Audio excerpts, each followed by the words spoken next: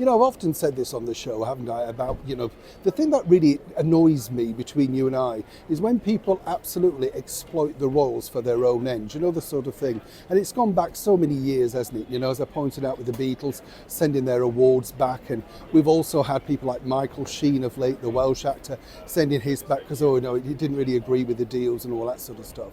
What I find fascinating is, of course, the worst bit is when you're trying to exploit and use the royal family simply to remind people that you exist. Let me explain. Morning, how are you? Are you all right? Thank you so much for your time. No, seriously, do you get annoyed with that though? I do. I just kind of think, shove off. Now, this particular guy, Stephen Mangan, I think is how you pronounce his name, actually been to my studio on a couple of occasions.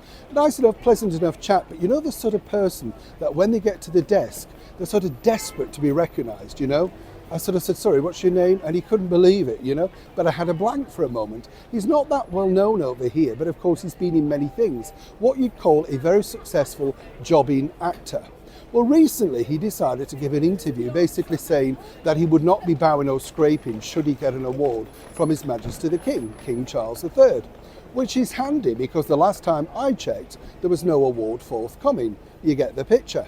Now, here's where it gets more confusing because obviously, as I said, not necessarily that well known in, other than the sort of television sort of acting world. He's a sort of face you think, not quite sure of your name, that type of person.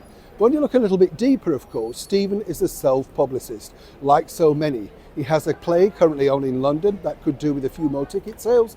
And did you know he's also a children's author? Now, what's fascinating about this is, of course, everybody runs with that particular headline, don't they? Actor says he wouldn't bow to King Charles.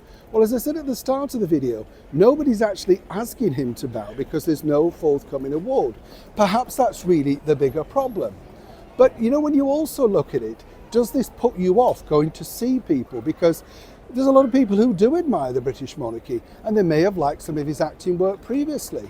But of course, if he's now sort of being disrespectful and saying, well, I wouldn't do this or I wouldn't do that, would this now put you off buying his children's book or indeed going to see him at the theatre? I don't know about you, I think celebrities really need to get a grip of themselves because as we've seen in 2024, all of these alleged celebrities that are going to be quitting America the moment Trump gets in power, well, other than Ellen DeGeneres, who really was run out of time simply because she ran out of options, I don't see Streisand or Cher shooting off anywhere. Mistake if I'm wrong, of course. And people like this just make themselves look even more stupid. Or, as ever, do you disagree? I'd love to know what you think to celebrities speaking out for their own ends, but not necessarily spiking up and saying it's wonderful to be British and the monarchy do quite a bit for us, even if you don't necessarily agree with everything that's put in place. As ever, please like and share and comment respectfully. Neil Sean in the very heart of London.